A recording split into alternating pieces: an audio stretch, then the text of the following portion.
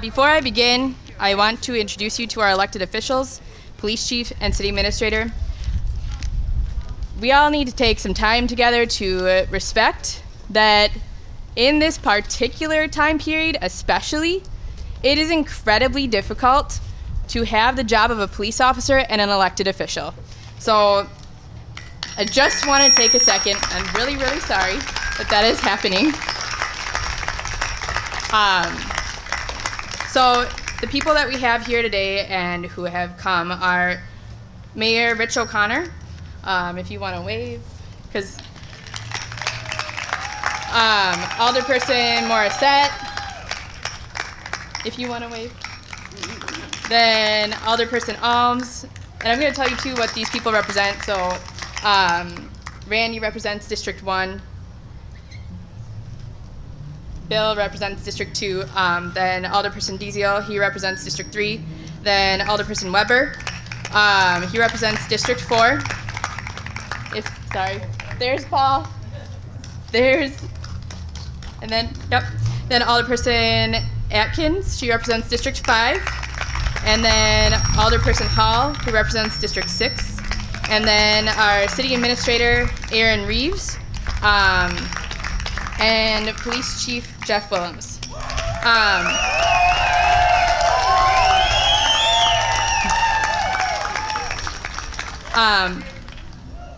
And again, the people want to be acknowledged that they are here to support the police, but we're all here to support the police.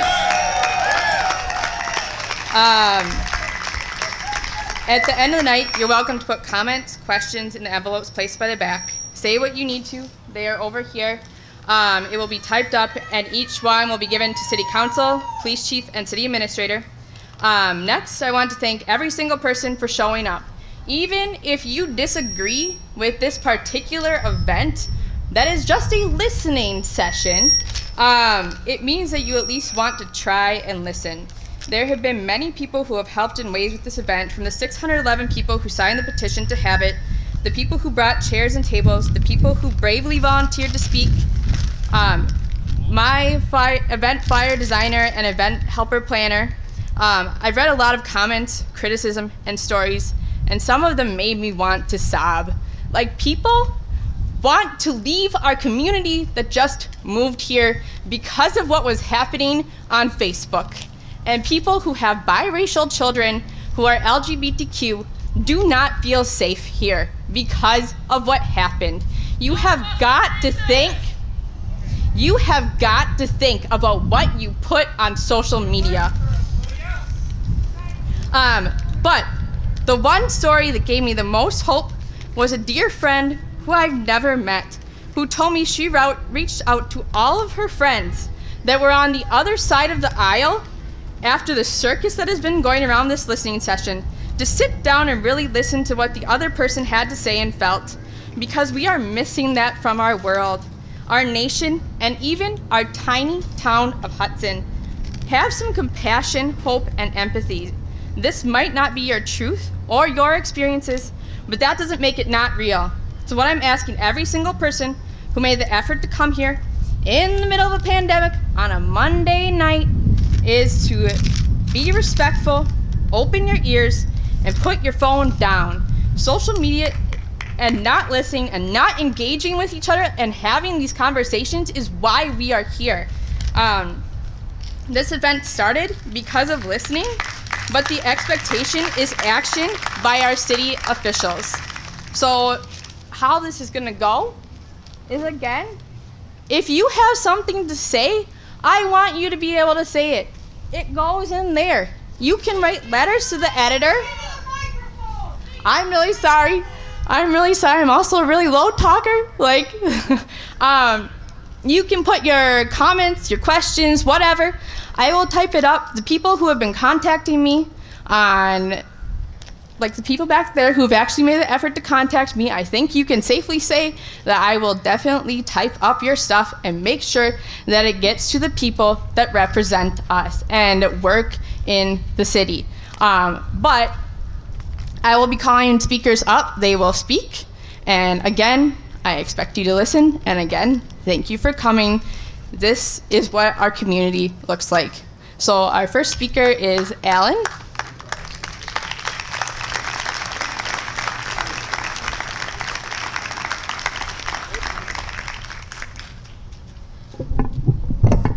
Good evening, everyone. My name is Alan Burchell. My wife and I have lived in Hudson for 32 years. Both of our children graduated from Hudson High School. I spent 9 years on the city council, 3.5 years as representing District 6, and 5.5 years as mayor. So that's a little bit about my background. Can't hear me?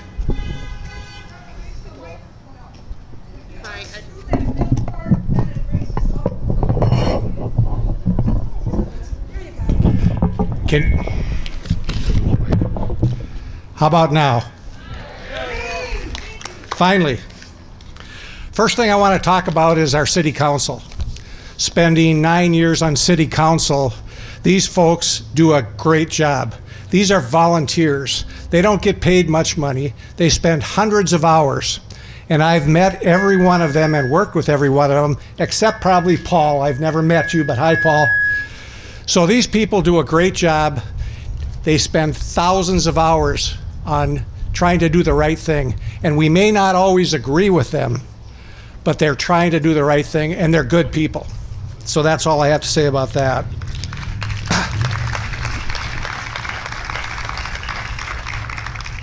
People have different value. Now it's off again, right? Hello.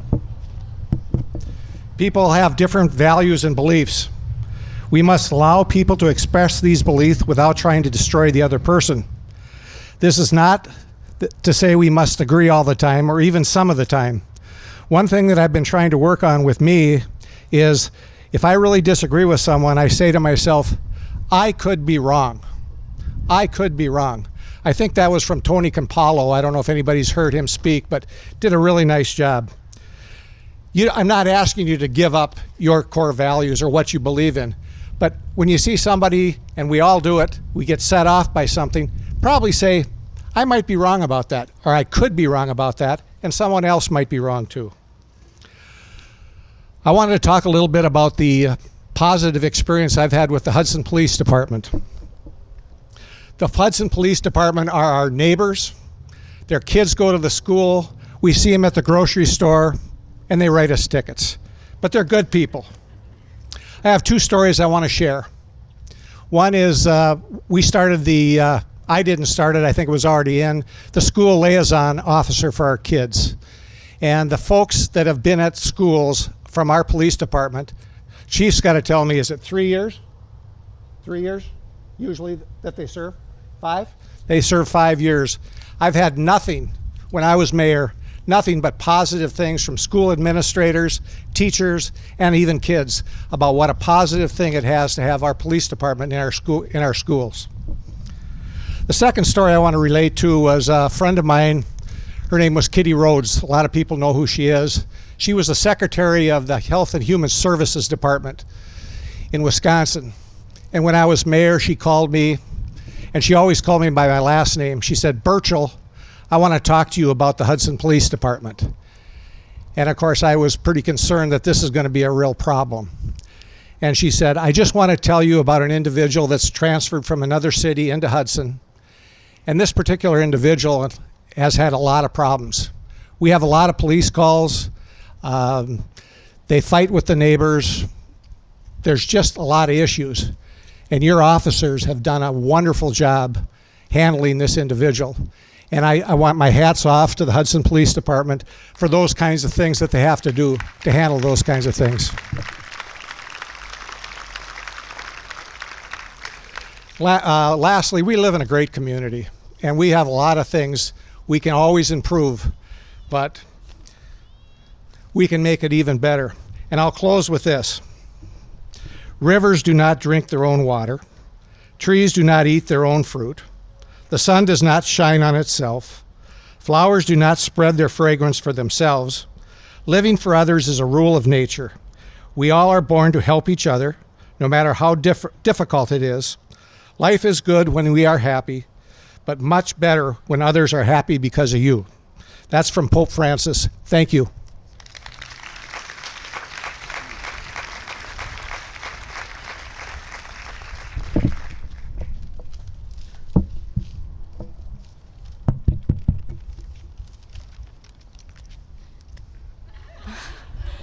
My next speaker is Liz, if you're here still, I think. Liz.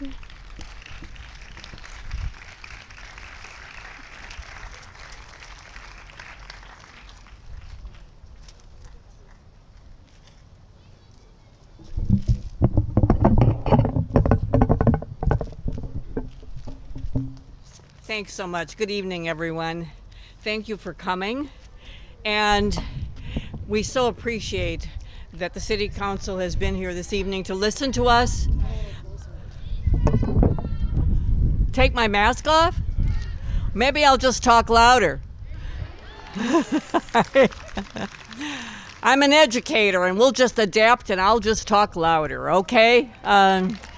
I've lived in Hudson for 24 years. I came here as a minister's wife. And of course, when you come to community as a minister's wife, everyone's going to be welcoming, aren't they? And it was great. And I really have learned to love Hudson very much. We have a family business in downtown Hudson, and I still work part-time as an adjunct faculty. And I'm excited that we're working and coming together this evening, even though we have some differences. And I've taught a lot about the communication model. I'm sure you're familiar with it too. When someone talks, someone listens and responds. And I am thrilled that our City Council is here this evening to listen to us. And I very much look forward to them thinking ahead to how to move this forward so we can continue to have some civil discussions as a community rather than looking at how we can be at each other's throats. This is a wonderful community. It's growing. Change is coming. Hang on tight and let's make it the best to come. Thank you so very much.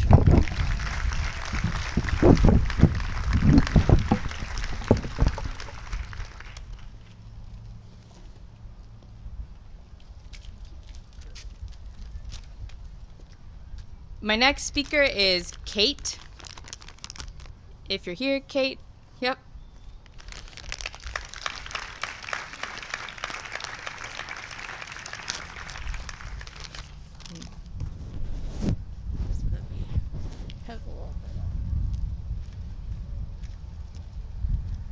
Hi, everybody. Hi. Quick question for you all. I was a teacher. Let me see if I can make this a little. There we go. I was a teacher for 15 years, and then the last about 15 years I've been in district level work, working with school districts. So I have a quick question for everybody out there. This is very teacher of me, right? Let's do a lesson. Name a movie with an inspiring teacher in it. Louder. Okay, To Start With Love, very nice. Lean on Me, nice. Freedom Writers, good one. Okay. Dead Poets, oh, that was a good one. Okay.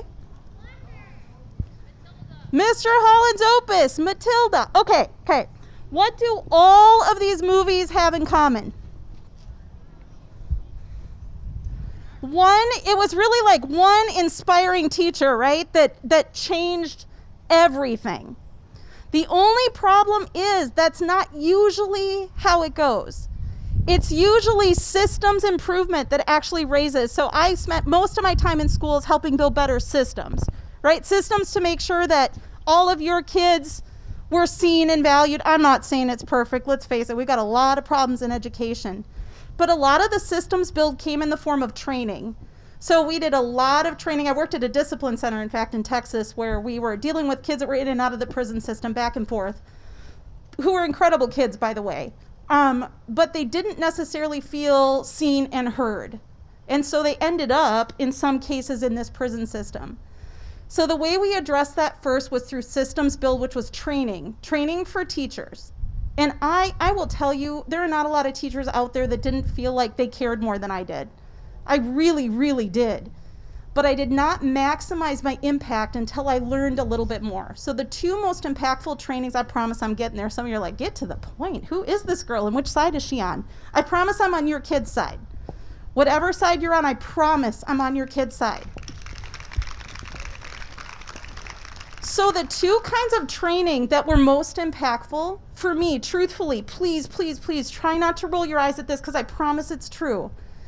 It was cultural competence training where I could figure out that there were a lot of perspectives other than mine. And let's look around this room, wherever we are right now. You can see people who have perspectives different than yours. I learned, first of all, there was a reason people had those perspectives. There was and it was valid. There's a valid reason people have perspectives. Now, I might not agree with people's opinions, but that's what I learned through cultural competence training. People had an experience that was not the same as my own. The other was de-escalation training. I learned that when someone was screaming and yelling and shouting, and I had a lot of kids that did that, there was a reason underneath the surface of that. So I learned how to listen, how to understand, how to have empathy. And I will tell you, after those two trainings, my experience as a teacher changed completely. All of a sudden, those kids that were problem children were the ones saying, and I'm not kidding, kids would say, we'd take a bullet for you. I'm like, well, no one's shooting at me, but that's freaking awesome. Thank you. So just the way in which they changed their perspective about me as an authority really, really changed. So my question, I have a question. I don't know who is most appropriate to answer it, but I'll throw it out here. The question is, are those two types of training, because it feels like it's so applicable to our police force, and by the way, thank you. Thank you to all of you for the service you provide, really, because that's not what everybody does. So my question is just very specifically around those two kinds of training. Is there training within the police force of Hudson around cultural competence and de-escalation? And you don't have to like shout out an answer, but if that's something that is of interest or something that hasn't heavily been hit upon, there are a lot of people, including myself, who can help and support in that way. And I only say that because changing that dynamic is the key to changing the outcomes we're getting, because it's about the system. It isn't about individual people going to work every day and thinking, I want to cause harm to somebody. Nobody does that. Nobody does that. Not a single police officer goes to work thinking, I want to cause harm to somebody, ever. They're thinking they want to be there to help and support. So those two kinds of training made all the difference for me as a teacher. I think it's super applicable to the police force also. So if there's any support that I can help provide in that way, I'm more than happy to. It's kind of what I do for a living now. So thank you so much, everybody. Thank you.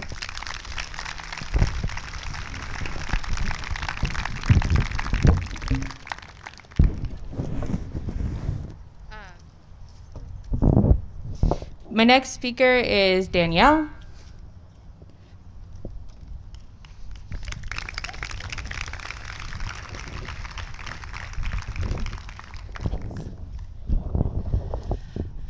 So I really appreciated the last speaker because I have kind of a unique perspective, but just in general, I also appreciate that in this situation, for me, it's not a perspective of one side is right and one side is wrong.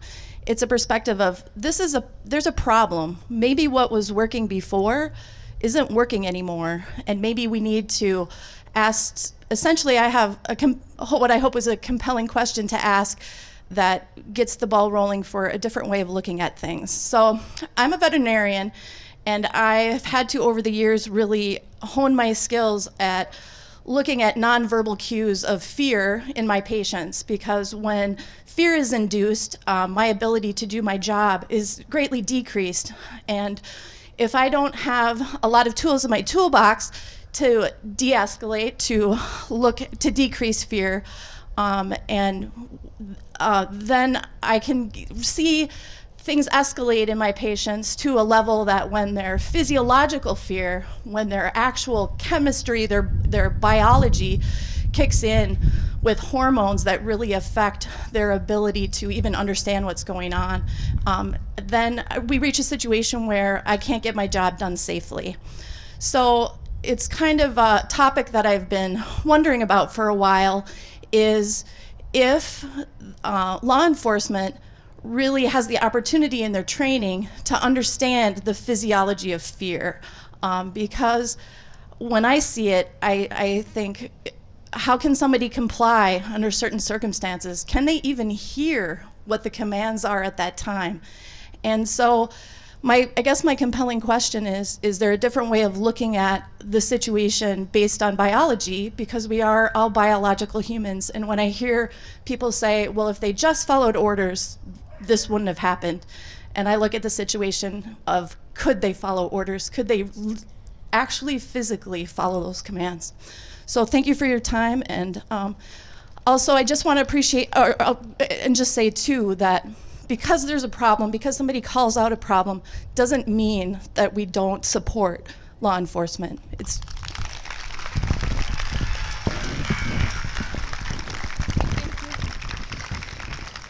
My next speaker is Carrie.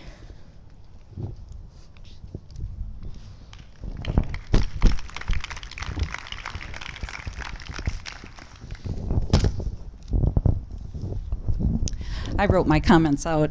Thank you to everyone for listening to us today. I'm here to share my own views and experiences as a lifelong resident of this valley and the parent of 2 adopted Korean American children who also live here. Over the last 3 years, I have worked with people who care about this community under the organization called the Hudson Inclusion Alliance. Some of the stories that I have heard are heartbreaking. The common thread is that people who are marginalized, racial minorities, non-Christians, and LGBTQ people tell us that they do not feel that this community accepts them for who they are. What it sounds like is this: I have lived here for 20 years and never felt welcome here. When our community organized to present an inclusional resolution in 2017, it was intended as a statement of unity for all. An organized opposition cast it as some extreme movement, which aided the city leadership voting to set it aside. That scar tissue remains. After the failure to adopt an inclusion resolution, the Hudson Inclusion Alliance regrouped and tried a few different approaches. We found that this community doesn't like conflict. There's an aversion to pointing out overt forms of hate, and most just wish it would go away. Our Midwestern sensibilities make us uncomfortable with conflict, even when the truth is staring us in the face. The racism, Islamophobia, anti-GLBTQ, anti-immigrant rhetoric can only be seen as one thing: hate-filled white supremacy. This is a listening session, and you don't have to agree with me, buddies. Some in this community want to frame the Hudson Inclusion Alliance as some far leftist radical group. We've taken great strides to stay nonpartisan. Boy, some people have to learn to listen here. We've taken great strides to remain nonpartisan even when we have been approached to take a stance on local political issues. It's the language of division, us versus them, right or left, choose a side. Framing in this hyper-partisan way is just plain wrong. We seek human rights for all. We seek to unite and not divide. We have conservatives who are working with us, who want civility. So we mean we want inclusion for all in this community. Chief Willems, thank you for being here. I respect what you do and respect your team and everything you do in our community. I don't think that you'll be hearing a call today to defund your department. Quite the contrary. I think we'll hear support for more training and resources for your team. But I do have 2 requests, and it's based on something specific. Train your people how to use social media in productive ways. As community servants, they need to understand that they serve everyone, and that means all of us. Having pictures with white power hand signals should be disqualifying or at least a disciplinary action. If one of your officers is known to have joined some of the online groups that disparage minorities, immigrants, GLBTQ, or other residents of this community, it should be our policy to have them disciplined and potentially dismissed. And help your officers, this is my second request, help them to understand what a hate crime is. When a rainbow flag is stolen or burned, it's a hate crime, and the victim should not have to be the one to call it out. For the mayor and our city leaders, I have some specific requests. The first is start appointing people to our community boards and committees with an eye to diversity. We need diversity. We need diversity in gender, race, orientation, and we need public servants who believe in the purpose of the work. The second one is the city needs to actively sponsor events that bring people together, that cause us to have conversations and not see us as the other. It's about building trust. Some in our community need help to adjust to the new demographic reality and get outside the bubble. 88% of this community is Caucasian, and that is only going to change over the coming decades. Right now in this country, more than half of the kids in this country, 17 or younger, are not Caucasian. So it's going to change. Cities are finding ways to integrate welcoming opportunities for new residents so that they feel like they're part of the whole. My third request is to let's not pretend we don't have a problem here. It's our city. We choose to live here, and we want to be proud of this city and how we treat everyone. You know, after a tragic event, people always say the same thing. We should have seen it coming. You need to call out inflammatory and dehumanizing language used by some in this community and let them know that this is not how we treat each other here. It's not political correctness. It's just treating each other as the human beings that we deserve to be treated as, with respect and dignity. If we let this time of social justice pass without addressing the need for change, shame on us. The time is now. Thank you. Great. My next speaker is Reed.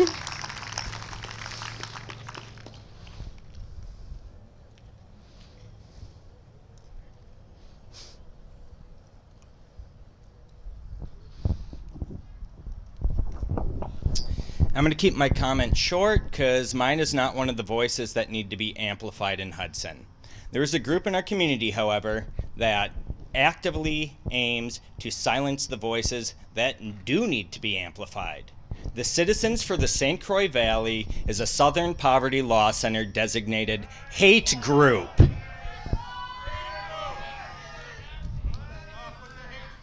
Yeah, it's a hate group.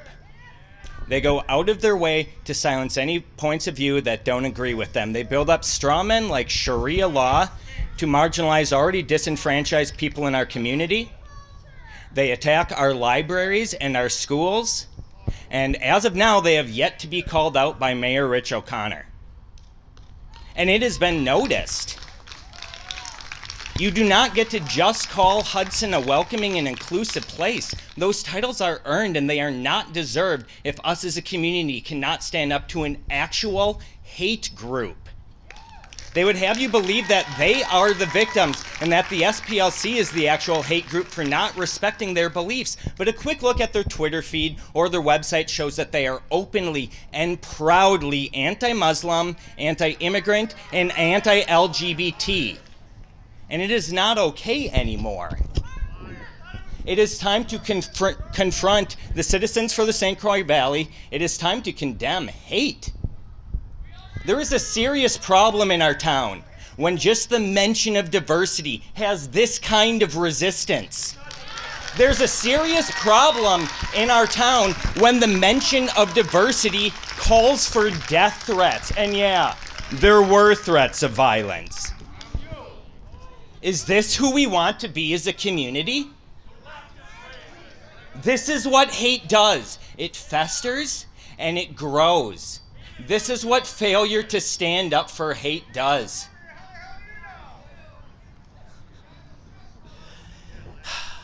Silence isn't an option anymore.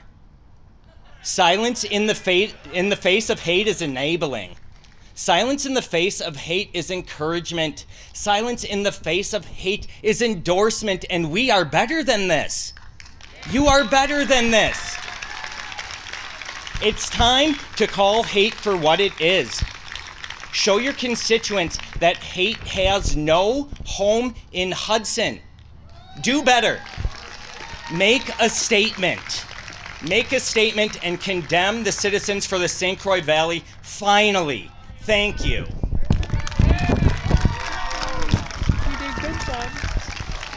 Okay, my next speaker is Sarah B Brooke. Sorry. Sarah B. My Sarah. Oh, my you're other Sarah. My other Sarah. You're on my. Yep. Everywhere, Sarah.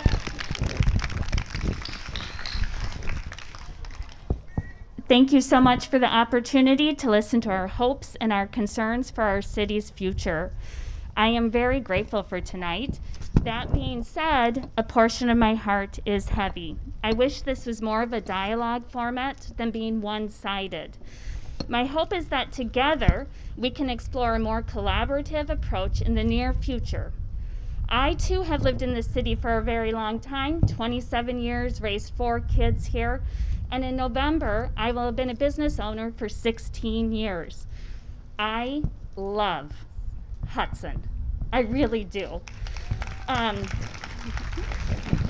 honestly, it's a great place to live if you're like me and like many of you up here.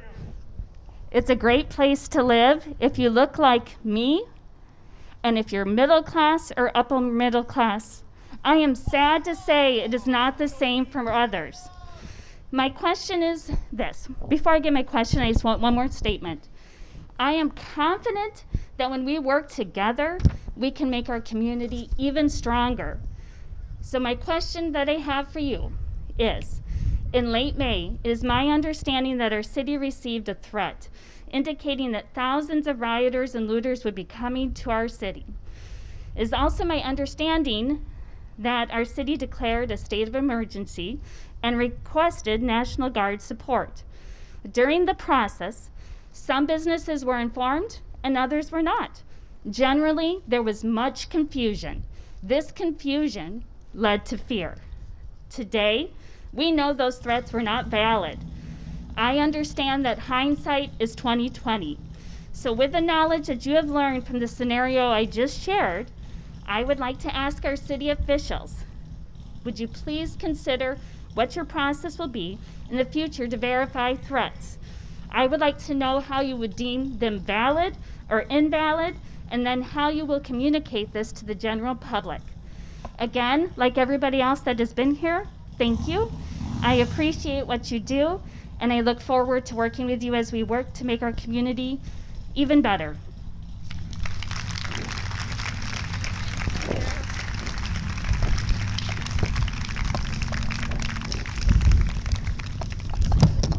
Okay, my next speaker is Sarah. 2 Sarahs.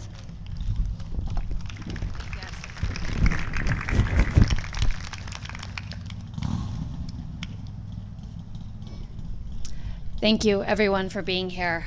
Whether you see this issue from one end or the other end, we're all here because we love this community. And I think it's important that we stay rooted in that as we hear and listen to each other to understand. My mom brain is in full force of effect, so I'm going to pull up some notes here. I come to you as a former deputy district attorney. My name is Sarah Yacoub. I have a great deal of respect for law enforcement, had an opportunity to work with some of the best state, local, federal law enforcement. I understand that somebody with a knife can close in within seconds.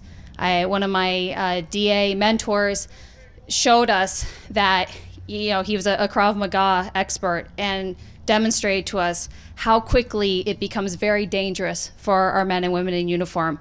So I say these comments from a perspective of, believe me, I get it. As an intern, I clerked in the part of the DA's office that handled crimes against peace officers. And in Los Angeles, that meant those who killed police officers, because there were so many. In the end, we will remember not the words of our enemies, but the silence of our friends. Dr. Martin Luther King's words as applied to accountability in law enforcement and government in general begs some interesting questions. Why? Why would our friends be silent? Why would good people sweep the actions of bad actors or bad apples under the rug? Nobody wakes up in the morning and says, I want to do evil today, so what's going on here? The answer is social convenience. And that's an answer that in a small community is that much more powerful of a phenomena. When it's your friend, when it's your family, when it's your neighbor that you have to respond to, how difficult is that? As a parent, we don't enable our kids off a cliff. We love them enough to work with them and work them through issues. It's the same with our law enforcement. So I say this from a place of love and support and appreciation, but we need to do better providing resources for secondary trauma, recognizing that the stress of the job is too much for anyone. It was never designed for one person to shoulder. So we need our leaders to be proactive about what secondary trauma looks like and how to get our men and women in uniform, not just in law enforcement, but our veterans, to make sure that they have that support. But going back to social convenience,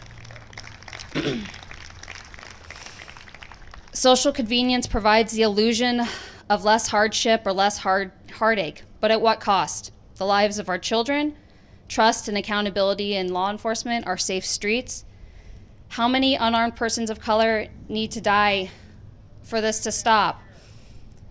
Just last week in Los Angeles, 2 sheriff's deputies were ambushed. One was a 31-year-old mother of a 6-year-old, the other a 24-year-old young man, both of whom had only been on the force for a little under 14 months. This has to stop.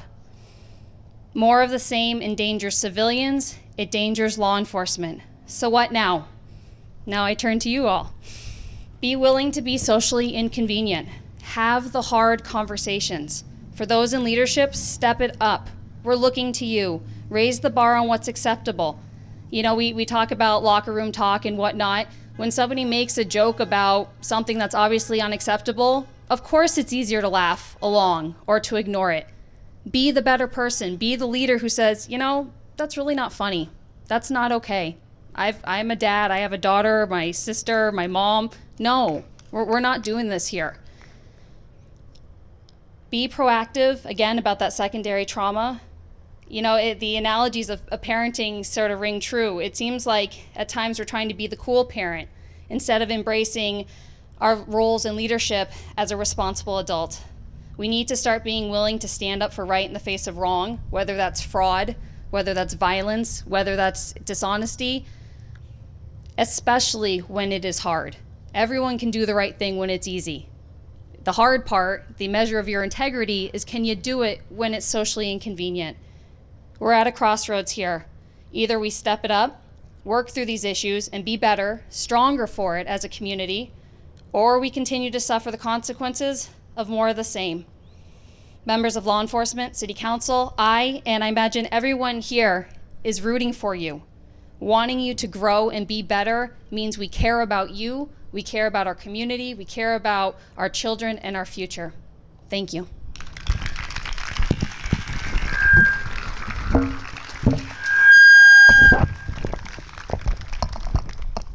Okay, my next speaker is Maya and Lily. And I am so incredibly proud that they came to talk because they are the youth, the real youth. I'm not a youth, I'm 33. But they're the real youth, so if you want to come up.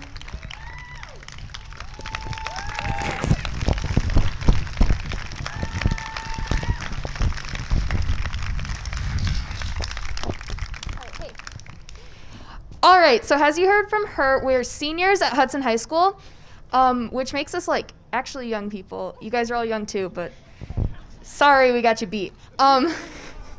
So we do have a few things to say to you though. All right, so in the past, our community has experienced the theft and burning of pride flags on multiple occasions, and in one instance, a physical assault on a gay man in our downtown. This might lead one to ask if our community sees discrimination in other ways as well. Bullying at school, marginalization of different groups, unaddressed verbal attacks, disproportionate or inflated number of arrests towards people of color.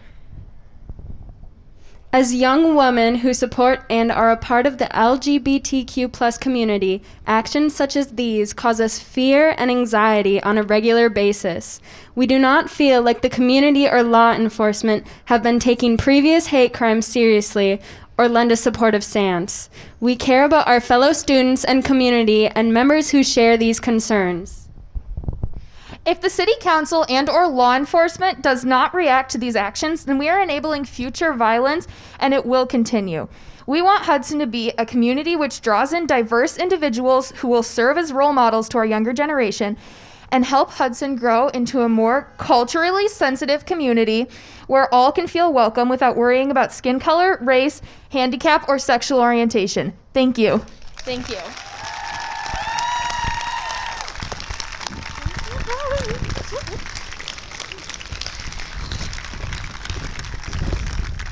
Okay, then I have 3 people coming up together as well. Linnell, Jason, and Becca. I'm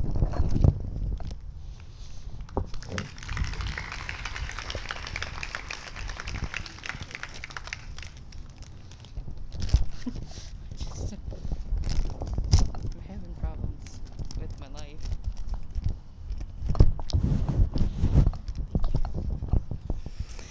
Good evening. My name is Becca. I've been a resident of Hudson for 34 years. I'm here today to speak with all of you because of some insensitive social media posts made by an officer of Hudson PD. These posts were both religiously and culturally insensitive. I appreciate the Hudson Police Department and all that they do, but like all people in all jobs, we all have room for growth, learning, and improvement. I want everyone who lives here to feel welcome. I want everyone who visits here to feel welcome. I'm here appealing to you to invest money into further training so that our community can continue to be proud of the peace officers that work for Hudson. I know we can do better. I'm not going to name the officer. I know you all know who he is and what he has said. But we really need some better training so that we can all feel welcome here. Thank you.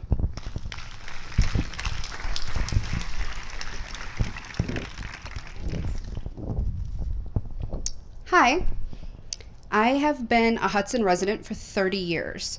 This is where I was raised, and I had developed wonderful relationships here with other community members. Over these 30 years, I've had minimal personal experiences with the local police department, but my idea of their ethics and competence has never been challenged until now. I'd like to start by saying that I have lots of respect for the men and women in law enforcement. In my career, I've been able to work together with the Minneapolis Police Department, and because of this, it interested me to look into volunteering with the police department as a police officer reserve. I worked as a police officer reserve for 2 years and was able to assist in calls with full-time police officers. I was able to see how they respond firsthand with community concerns and events that were held. This gave me an even larger respect for the police and all law enforcement officers, which is why this is so difficult for me to discuss this concern that I've had with one of our local police officers. Mr. Officer Wildman has been working at Hudson Police Department for 12 years. He was one of our elementary school resource officers, as well as an investigator. Upon finding this officer's very public personal Facebook page due to having mutual friends in common, he makes it very clear who he is, where he works, and posts many images of him representing the police department by wearing his uniform with badge showing. But Officer Wildman's profile photo was American flag shaped as a pig with faux Arabic writing saying the phrase "infidelish," which is an act of eating pork in front of a Muslim for sport. By using the American flag in such a way, it can be interpreted that Muslims are not welcome or that they must conform to the American way of life. This is not the only form of racism that I had found on his social media page. I found posts similar in nature that are the general theme of when you come to America that you need to get rid of your ethnicity and conform to his view of American standards. And if you don't like it, he wants you to leave. Here are just a few quotes he references. "I'm so tired of these idiots showing up at Trump convention to protest the American flag and waving every other flag. Last time I checked, this is the United States of America, not United Countries. I get being proud of your heritage, but be proud of the country you live in or to get out." He then references, if we went to other countries and waved the American flag, it wouldn't go so well. So why are we as a nation always needing to accept it? This is just a few things being said, and how are we tolerating this behavior? I was born in Colombia, but I am also American, and I am proud to have both my Colombian and American flag, and we should be able to proudly represent our culture without being judged, without being told to leave the country. This shows how racially intolerant this officer is. And if you don't think that that's bad enough, he also talks about people that he comes in contact with at work. He mocks interactions he has had with some of our community members. He's supposed to be helping. This is unprofessional. As community members, we shouldn't be made fun of or feel ashamed for the help that we ask for. I think some expectations as citizens are when we call the police for help, that details of why they called shouldn't be shared publicly on social media. I had filed a formal complaint with the police chief providing proof of these accusations. After months of waiting for the investigation to be completed, I had received a letter from the chief closing the investigation. It is listed in the policy mail the violations that he had found: prohibited use of email, performance,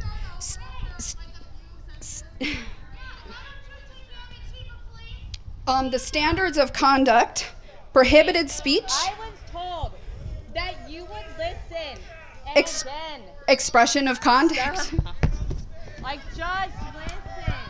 Unauthorized endorsements and advertisements, that this conduct was not consistent with their mission, their vision, and their values. Yet, even with these violations of the Hudson Police Department's policies and procedures, there was no consequence other than a stern talking to, according to the chief's letter. The chief also states and concludes that there was no pattern of bias exists with Officer Wildman. Even with these violations and valid proof provided, I don't believe Officer Wildman can do his job ethically and morally, and he shouldn't be serving the community of Hudson with these types of viewpoints. You want to say something? Then just stop. What's that? You want me to say something? Are you good? You want to? I'm fine. You're good? Yeah. Ooh, sorry about that. I would like to first say the reason I'm here tonight is I do support law enforcement. Over my 5-year career in law enforcement, I had a guiding principle, and to me that was Sir Robert Peel of the Metropolitan Police Department in 1829. He, a quote of his is, "The police are the public, and the public are the police.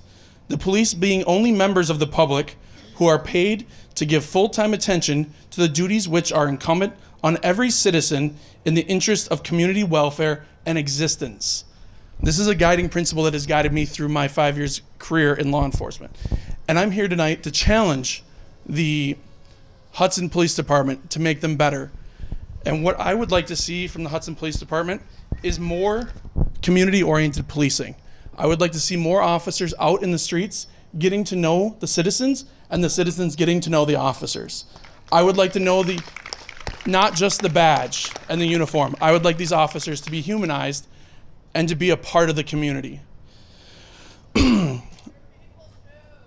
They are people, you're very correct. Some of the ideas I have for community-oriented policing are community outreaches. I would like to see more meetings like this where not only do we speak to the police department, but the police department also speaks to us.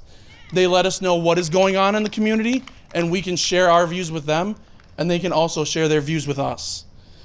Another thing that I think would be help community relations in Hudson are bike safety seminars, partnering with the DNR for fishing with a cop, other things such as coffee with a cop, school bus safety, Citizen Academy, which I do have to give credit to the chief that they're already doing that, and I think that's a fantastic thing. Teen seminars about web safety. I do think that the chief should get his budget increased to do more of these community-oriented policing activities, to have more officers out there in the streets. And I do have to say, so far tonight, I have seen quite a few officers commingling with the community, and I can say I appreciate that. So, all I'm saying is I support Hudson PD. I may have disagreed with how some things were handled, but it is a challenge to be better, and I think that's what we need to do, is to move forward, to be a community and to have open lines of communications between the department and the community. And I hope everyone has a good night.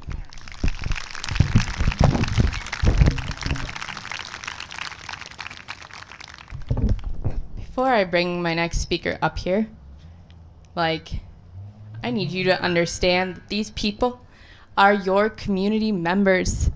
These are people who live here. They go to Target, they go to Walmart, they go to County Market, whatever. You need to listen. You need to listen. Guess what? I had to pay for this. I had to do all sorts of hoop jumping for this. Okay? So go for it. Go for it. I hope you do. Go for it. I have flyers over here to help you because I think every single person here should know how to contact their local officials, how to make public comment. I made it so clear, so easy. Well, it's all right. I just think that every single person needs to know how to do that. So go and get that stuff if you want to do this kind of stuff. All right, Emily.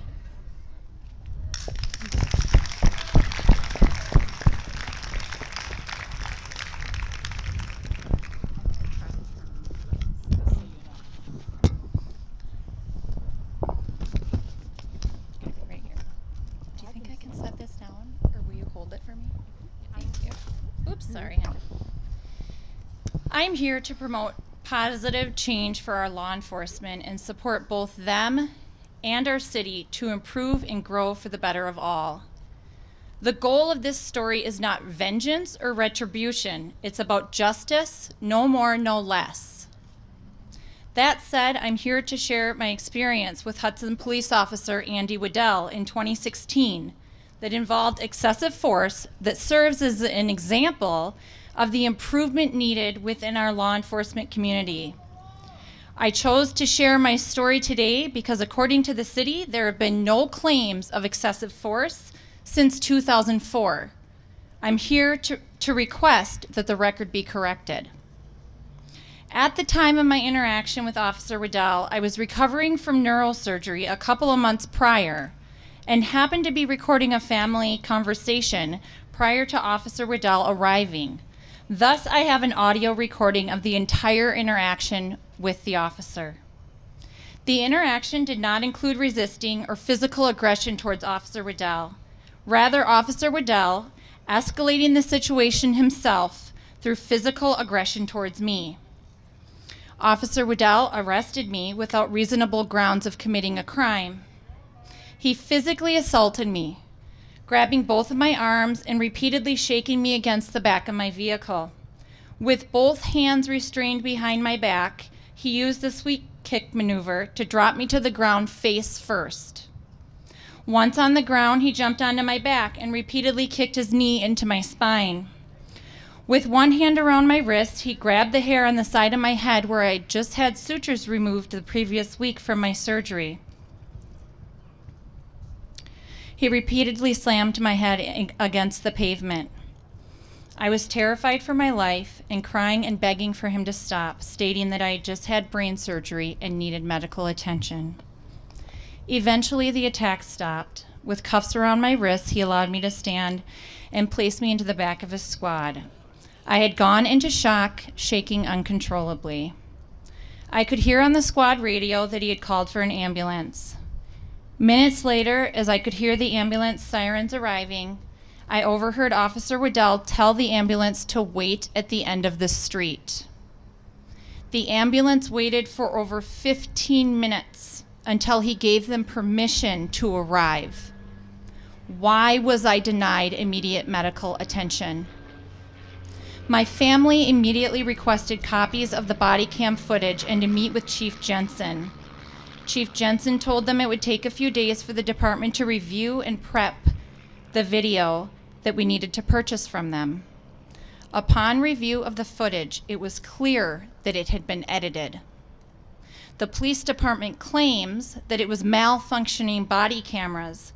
However, my audio of the event revealed that the officers intentionally turned their camera videos and audios on and off at will.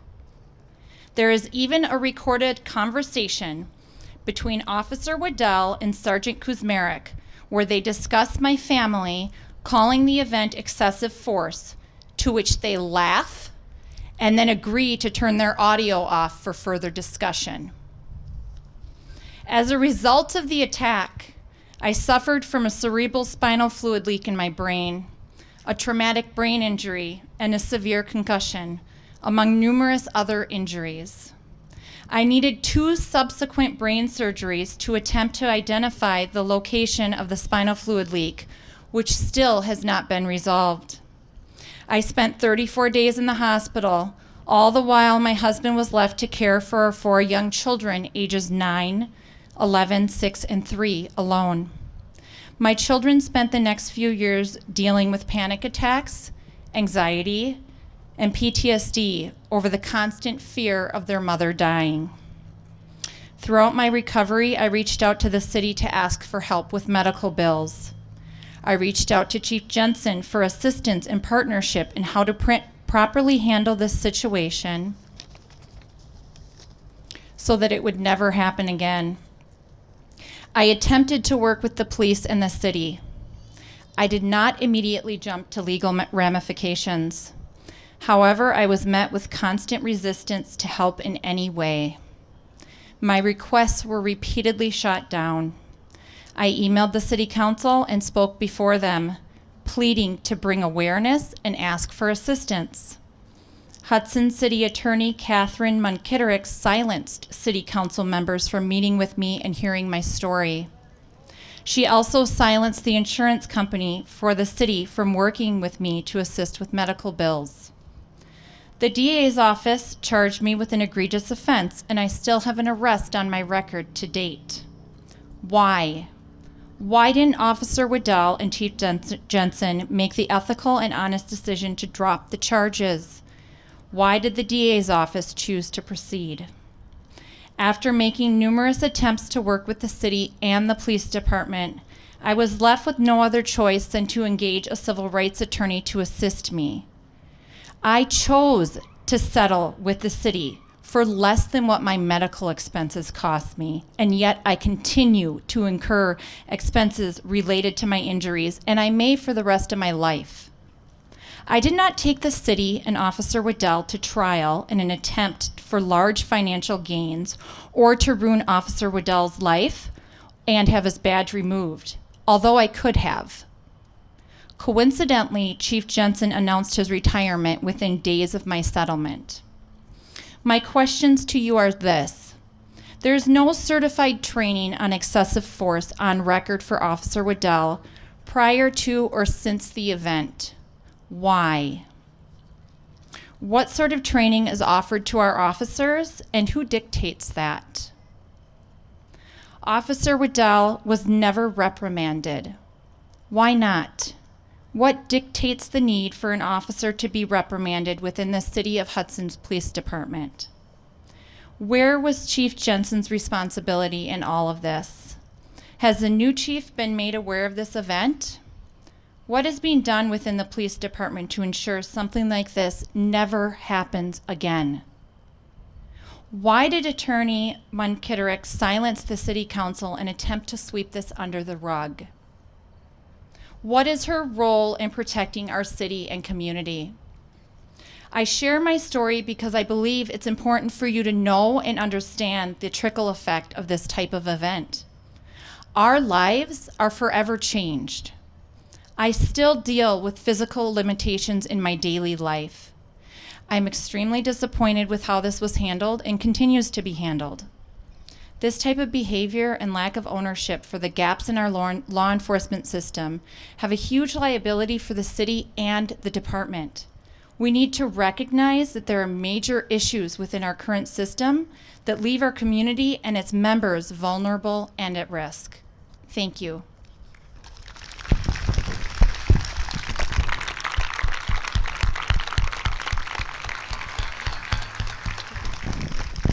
Last speaker is Andy, or my last second to last speaker is Kevin. Thank you. Thank you for allowing me to speak today. My name's Kevin. My family resides in Osceola, Wisconsin currently. I stand in front of you today as a lifelong conservative who has never voted any way but Republican. As a young man, I had 3 major goals for my life: to be a professional athlete, to own my own business, and to be a police officer. I believe the majority of police officers are selfless heroes who truly want to support their community and stand in for those who cannot always protect themselves.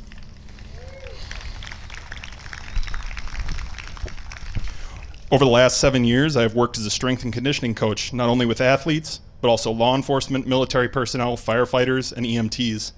I have worked with people of every race, religion, and sexual orientation. Now that I have completed those first 2 goals, I am back in school to pursue a degree in law enforcement. I am speaking here today for many reasons. The first being that my conservative views on equality, acceptance, and the treatment of others are in no way aligned with the words and actions I've seen from the chairman for the St. Croix County Republican Party. I felt that it is my duty as a Christian man to voice my opinion and my support for not only those I love, but all people. Love is much more than just a feeling. It is a commitment and a choice. It is empathy and compassion for all people, even those with differing views. Even those with differing views and opinions. It is a choice to stand behind those you care for deeply, for their values and morals. For the last 10 years, Andrew Hudson has been more than one of my best friends. He has been nothing short of my brother. He has been in my corner to both support me through hard times as well as share in all of my successes. He has been fully supportive of my desire to be a police officer, as he has always been able to see my passion for helping everyone I come in contact with. I am proud of all he does for this community and anyone he finds in need. I am proud for him for his relentless work ethic and for the family man he is. I am proud of him for the positive moral values he instills in his 2 sons, who I have no doubt will grow to be incredible men. Although our political opinions may differ, I am not here to promote or support a political agenda. I am here to support my brother, who I will always stand for with the purpose of basic human rights. I hope the city of Hudson will do the same.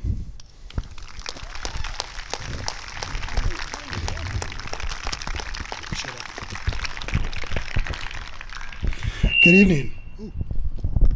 Good evening. First of all, I want to thank everyone for coming out here, all of our elected officials. My name is Andrew Hudson.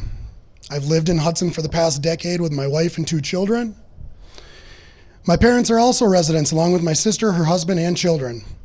I'm a son of an immigrant Black Muslim father and a white Catholic Christian mother. I was raised in Woodbury and attended private Catholic schools for the entirety of my youth until college. I'm here today not because I want to be, but because I have to be. I'm done being quiet.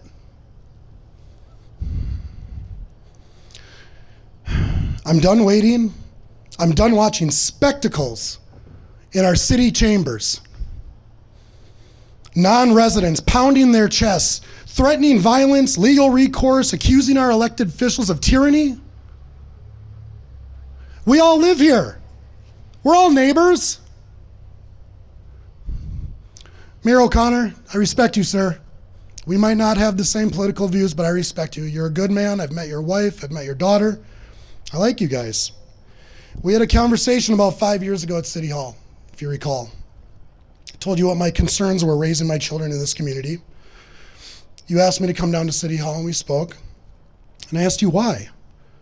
Why haven't we made an inclusive statement for the city? Why haven't you denounced this blatant hate? Because it hits home for me.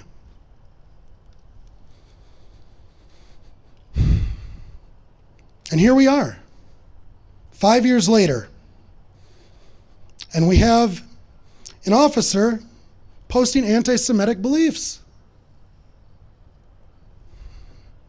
using city resources, mind you.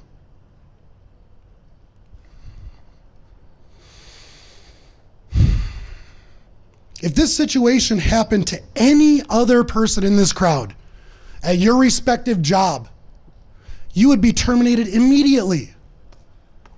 That's just a fact. Everybody knows that. That's not a one-sided thing. That's for all of us. I know I would be.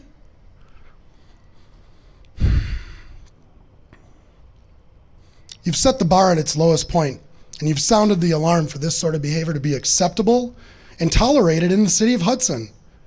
Our police mission statement mentions the word excellence. Words don't mean anything without action to follow them. Now, I want to talk about the police. And first, Chief Willems, thank you. From the bottom of my heart, thank you for being here. And thank you to the officers that did show up, and for everybody in the back that showed up to support the officers, and everybody here as well, thank you. When I go to work, I don't put my life on the line. I don't put my life in harm's way. You know, the financial world has a very low fatality rate. Go figure, right? You've heard a lot of people telling their truths tonight, and they're requesting a lot from you guys. I would like to ask the police, what do you need from us? Far too often, police are marginalized, especially in today's society. No one cares to ask about the burden that police officers carry day in and day out. They are people just like us. They go home to their kids every single day. They have to wake up and put on their uniform, put on their body armor, and come out in the community. What resources do we have for our officers to deal with this kind of stress? What can we do? What can I do to help? How can we better understand our officers' needs in the community? I don't know a lot of the officers personally, but I would love the opportunity to get to know each and every one of them and start a conversation, just like we are tonight. Throughout history, every single time something's gotten better, it's because someone comes forward and says that something's wrong and we can do better. It's the critics that drive improvement and are the true optimists. I want you all to think about something, 2 words, and everybody that's here, think about this. Acceptance and tolerance. And I want you to reflect on these 2 words. Go to your spouse, family member, neighbor, and try and do this with them. First, I want you to look at them, and I want you to stare them straight in the face and say, I accept you. And ask them how that makes them feel. And then I want you to look at them and say, I tolerate you. And ask them how that makes them feel. 2 very big differences.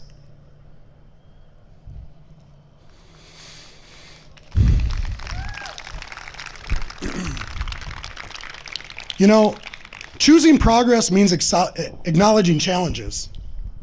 That's what this means. We have to acknowledge that we're going to have a lot of challenges.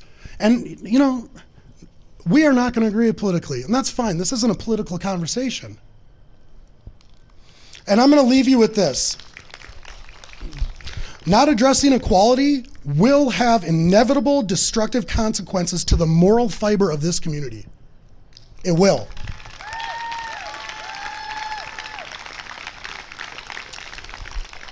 I have a lot of people I look up to, famous people. One of them really sticks out to me, and it's Desmond Tutu from South Africa. He's known for his work for anti-apartheid and human rights. And this is what he said.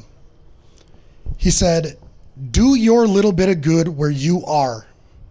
It's those little bits of good put together that overwhelm the world. If you are neutral in situations of injustice, you have chosen the side of the oppressor.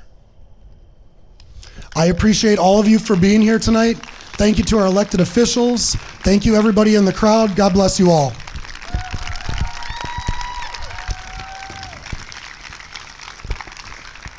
That's all I have. If you feel the need to make a statement, then you need to write it down. I've got pens, I've got paper, I've got hand sanitizer.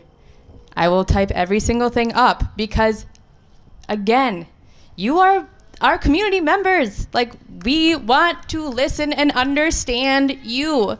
So, if you want to say something, then go write it over there. And then that's about the gist that I have. Thank you for coming.